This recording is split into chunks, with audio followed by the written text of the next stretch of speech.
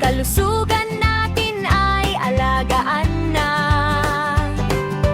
Prutas at gulay, isda at itlog, masustansyang pagkain ang ating handog. Tubig ay inumin, iwas sa sobrang tamis. Sa tamang pagkain, katawan ay lalakas.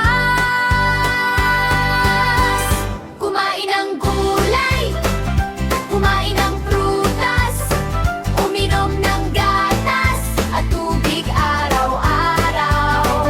Malakas ang katawan, matalino ang isipan, masaya ang bawat araw, healthy tayo sabay-sabay.